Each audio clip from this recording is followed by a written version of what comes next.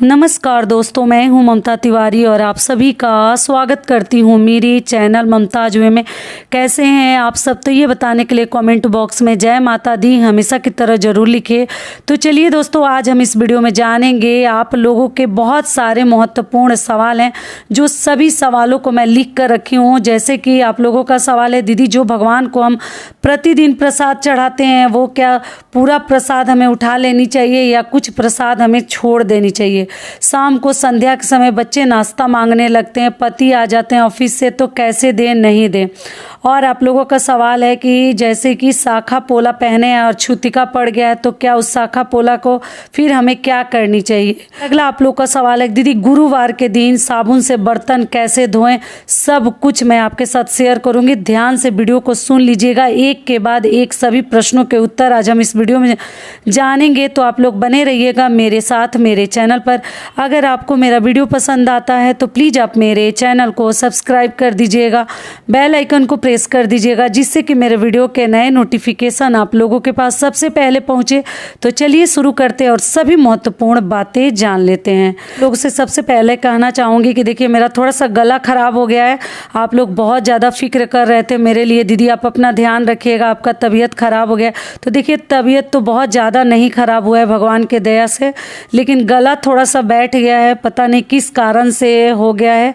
तो अभी ठीक हुआ था तो 2-3 दिन देखे आप वीडियो में नहीं डाली, कल डाली हूँ तो उसमें भी थोड़ा सा ख़राब तो है ही, अभी भी ख़राब है, धीरे धीरे इम्प्रूवमेंट हो रहा है। तो भगवान चाहेंगे तो ठीक हो जाएगा। तो चलिए आपके सभी सवाल हम एक एक करके सभी का उत्तर जान लेते हैं। तो सबसे पहला आप लोग का सवाल है कि दीदी हम जो भगवान को प्रसाद चढ़ाते हैं क्या उसमें से थोड़ा सा प्रसाद हमें भगवान के सामने छोड़ देनी चाहिए या पूरी जो प्रसाद की कटोरी है, प्लेट है, पात्र है, उठा लेनी चाहिए? तो आपको बता दूं कि देखिए, आप भगवान को भोग लगाते हैं उसके 2-3 मिनट बाद ही आपको, या 1 मिनट बाद ही, समय नहीं है तो आप प्रसाद उठा लीजिएगा, थोड़ा देर के लिए छोड़ दीजिए और पूरा प्रसाद उठा लेनी चाहिए। थोड़ा सा वहाँ पर नहीं छोड़नी चाहिए। क्यों नहीं छोड़नी चाहिए? कि जूठा थाली किसी के सामने छोड़नी चाहिए? आप खुद सोच कर देखिएगा, जब कोई खा लेता है, जब किसी को भोग लगा लेते हैं तो पूरा प्रसाद उठाकर लाकर हमें वितरण कर देनी चाहिए। तो कभी आप लोग वहाँ पे प्रसाद ना छोड़ें, क्योंकि ये सही नहीं है। जल आप लोग पूछे हैं कि जल क्या छोड़ सकते हैं? तो देखिए, जल का आचमन करके आप जल वहाँ मंदिर को लोटे में, अगर जल मान लीजिए उस जल को आप ले लीजिए, अगर नहीं लेना चाहते तो उसको भी आप लोग छोड़ सकते हैं या दूसरा भर के भी रख सकते हैं। लेकिन प्रसाद जो है जूठा माना जाता है, प्रसाद को वहाँ नहीं छोड़नी चाहिए। किसी भी पूजा पाठ में आप लोग ध्यान दीजिएगा, प्रसाद चढ़ाकर हम उठा लेते हैं, वहाँ छोड़ते नहीं है। क्योंकि आप लोग पूछे हैं कि ऐसा माना जाता है कि दीदी शाम तक प्रसाद मंदिर में रहनी चाहिए, खाली मंदिर नहीं रखनी चाहिए। तो ऐसा कुछ नहीं है, ये चीज़ मन से निकाल लीजिएगा। जो भी प्रसाद आप लोग चढ़ाते हैं थोड़ी देर बाद आप लोग उठा लीजिएगा। दूसरा आप लोगों का सवाल है कि हस्बैंड हमारे 5-6 बजे दीदी शाम को आ जाते हैं, बच्चे खेल कर आ जाते हैं और नाश्ता मांगने लगते हैं, और आप बोलती हैं कि संध्या के समय भोजन नहीं करनी चाहिए। तो मैं देखिए समझ सकती हूँ ये चीज़, बच्चे जो है ना, जब भूख लग जाती है तो किसी का नहीं सुनते हैं, और हस्बैंड जो है वो भी थके हारे आते हैं तो उनको भी नाश्ता पानी चाय वगैरह तो देनी ही है। तो देखिए आप क्या कीजिएगा कि अगर ऐसी स्थिति, अगर बच्चे तो बचानी चाहिए, नहीं बचता है, बच्चे बहुत अधिक परेशान कर रहे हैं, कुछ खाने को मांग रहे हैं या हस्बैंड आ गए, तो आप दिया जलाकर दिया प्रज्वलित कर लीजिएगा। उसके बाद उनको आप कुछ भी खाने के लिए दे सकते हैं। बिना दिया जलाए कुछ भी मत दीजिएगा। अपने घर में संध्या का दीपक बाती कर लीजिएगा, उसके बाद आप लोग दे सकते हैं। ऐसी हालत में, ऐसी सिचुएशन में, क्लियर हो गया? और इग्नोर कीजिएगा, आज भी आवाज़ थोड़ा सा ख़राब ही है, लेकिन मेरी बहनें समझ सकती हैं तो इसलिए। अगली चीज़ क्या है कि दीदी सुबह में जो भोग लगाकर शाम को मैं उठाती हूँ, मंदिर को खाली नहीं रखती हूँ। तो ऐसा ना करें, भोग का अपमान होगा। आप सुबह भोग लगाते हैं, उसके 1-2 मिनट बाद ही आपको भोग उठा लेनी चाहिए और शाम को नहीं उठानी चाहिए। शाम को फिर से उस पात्र को धोकर आपको भोग लगानी है। मंदिर को खाली और बिना खाली के चक्कर में आप लोग ना रहें। भोग को कभी अपमान नहीं भोग का किया जाता है, भोग को उठा लेनी चाहिए। भी भोग लगाकर आपको छोड़नी नहीं चाहिए, भोग को उठा लेनी चाहिए। अगर आपको लग रहा है कि मेरा मंदिर खाली है तो आप क्या कीजिएगा, एक फल फ्रूट ले जाकर वहाँ रख सकते हैं, लेकिन बाकी सब प्रसाद आप लोग उठा लीजिएगा, क्योंकि प्रसाद का अपमान होता है। बाकी आप अपने घर का नियम देख लीजिएगा, लेकिन ऐसा कुछ नहीं है। देखिए, सभी महत्वपूर्ण सवाल बड़े ही आप लोगों के मतलब इम्पॉर्टेंट हैं, एकदम ध्यान से सुन लीजिएगा कि बार बार आप लोगों को पूछने की ज़रूरत ना पड़े।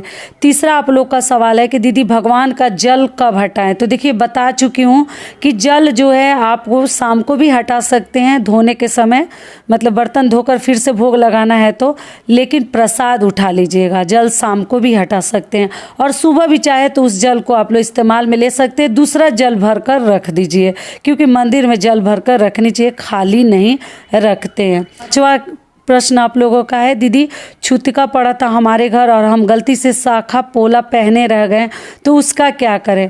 तो आपको बता दूं कि देखिए, शंख जो है ना कभी अशुद्ध नहीं होता, बातों को थोड़ा सा समझिएगा। आप शाखा को फिर से पहन सकते हैं, और पोला जो है ना प्लास्टिक का होता है, तो उसको आप लोग बदल सकते हैं, उसको ना पहने। अगर पहने हैं तो अगर ऐसे में मान लीजिए कहीं से कुछ मतलब न्यूज आ जाता है तो अब तुरंत खोल कर पोला को निकाल सकते हैं, शाखा को मत निकालिएगा, क्योंकि उसकी शाखा जो है छूत नहीं माना जाता है, उसके में कोई छुतका वगैरह नहीं लगता है, वो अशुद्ध नहीं होता शंख वाली चीज़ें। तो आप जो है पहन सकती हैं। थोड़ा सा आपके मन में ये लग रहा है तो आप गंगा जल से शुद्ध कर लीजिए, लेकिन आप आगे पहन सकती हैं। पोला को मत पहनिएगा, दूसरा ले लीजिएगा। क्लियर हो गया। अगला आप लोग का सवाल है कि दीदी गुरुवार को हम बर्तन भगवान का कैसे धोएं। तो देखिए, गुरुवार के दिन सर्फ साबुन तो इस्तेमाल नहीं करनी चाहिए।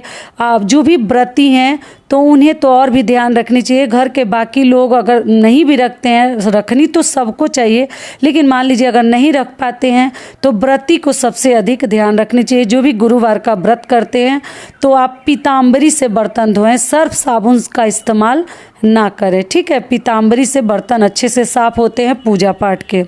ये हो गया। अगला आप लोग का सवाल है कि जो लोग व्रत रखते हैं क्या उन्हें जैसे सर्फ साबुन छूनी भी नहीं चाहिए, और जो नहीं रखते हैं क्या वो छू सकते हैं। तो आपको बता दूं कि जो लोग व्रत रखते हैं मजबूरी में अगर छूना पड़ जाए तो छू सकते हैं, ऐसा कुछ नहीं है। मान लीजिए हस्बैंड को कहीं जाना है, बच्चे के स्कूल में कुछ काम है और कुछ कपड़ा वगैरह धोना है, कुछ इमरजेंसी में काम करना है तो आप कर सकती हैं। ऐसा कुछ मतलब ऐसा नहीं है कि आप छू ही नहीं सकती हैं, आप छू सकती हैं, लेकिन कोशिश करनी है कि ना छुएं। मजबूरी में आप कोई भी कार्य कर सकते हैं।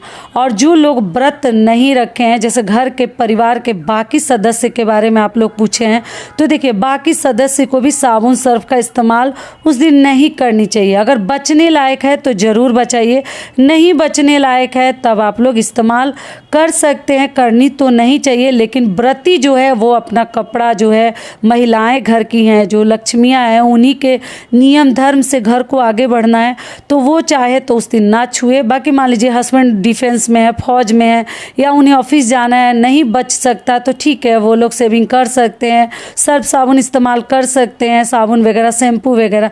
लेकिन जो महिलाएं हैं अगर बचाएं तो बहुत ही बेहतर रहेगा।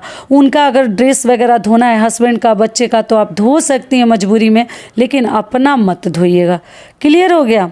अब चलिए अगला आप लोग का सवाल है कि दीदी खरमास में क्या तुलसी जी का पौधा लगा सकते हैं। तो जी, तुलसी जी का पौधा लगाने में खरमास से कुछ हमें लेना देना नहीं है, आप लोग खरमास में तुलसी जी का पौधा लगा सकते हैं।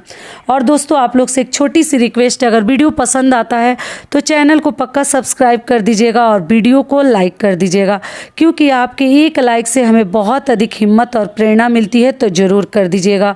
और सभी बातों को ध्यान से सुनिएगा, ठीक है। जितने आप लोगों के सवाल है, देखिए सभी सवाल मैं लिख कर रखी हूँ और एक एक बाद एक आप लोग को समझा दे रही हूँ। और आप लोग चाहें तो मुझे इंस्टाग्राम पे भी फॉलो कर सकते हैं। तो चलिए अब अगला सवाल आप लोगों का है कि दीदी गुरुवार के दिन जो किचन के बर्तन हैं, मतलब जो हम प्रतिदिन बर्तन इस्तेमाल करते हैं, उसको कैसे धोएं।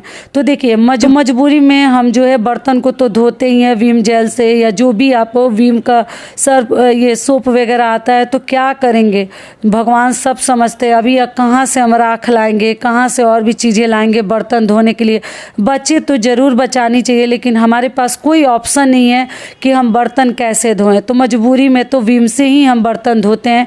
तो आप लोग धो सकते हैं। अगर आपके यहाँ कोई और सुविधा है, मिट्टी मिल जाता है, राख मिल जाता है, तो उससे आप लोग धो सकते हैं। लेकिन हमें तो कुछ नहीं मिलता, तो हम लोग तो उसी से धोते हैं। बाकी चीज़ें जहाँ बचने लायक है वहाँ बचाते हैं, जहाँ नहीं बचने लायक है उसको इस्तेमाल करते हैं। ठीक है। अगला आप लोग का सवाल है कि दीदी सुंदरकांड का पाठ किस टाइम हमें करनी चाहिए। तो आपको बता दूं कि सुंदरकांड का पाठ नियम तो है कि सुबह में ही स्नान ध्यान करके करनी चाहिए, लेकिन मान लीजिए अगर आपके पास समय नहीं है तो आप किसी भी टाइम सुंदरकांड का पाठ कर सकते हैं।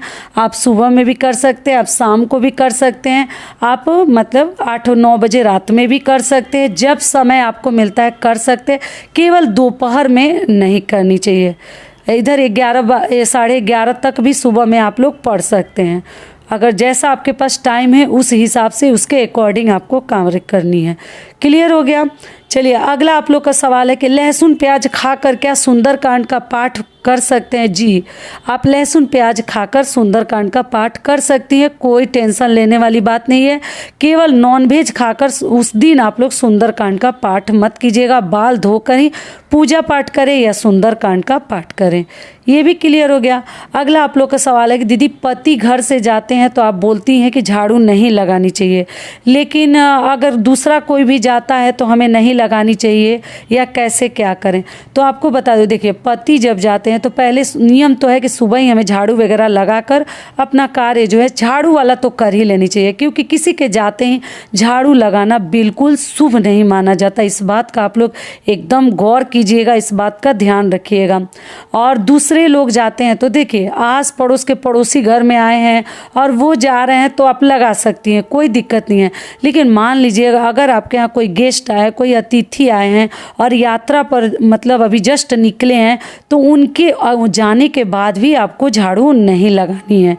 पति के लिए ही नहीं बता रही हूँ, कोई गेस्ट आपके यहाँ आया है, कोई आपके घर परिवार का रिश्तेदार आया और वो तुरंत घर से निकले हैं, तो उनके जाने के बाद भी आपको झाड़ू नहीं लगानी है। लेकिन आस पड़ोस के पड़ोसी हो या कोई और हो तब आप लगा सकते हैं, लेकिन रिश्तेदारों के जाने के बाद भी हमें झाड़ू 2-4-5 घंटे नहीं लगानी चाहिए, कुछ देर बाद ही लगानी चाहिए। क्योंकि देखिए सबका हमें शुभ, सबका हमें हित जरूर चाहनी चाहिए, तभी भगवान आपका भी हित चाहेंगे।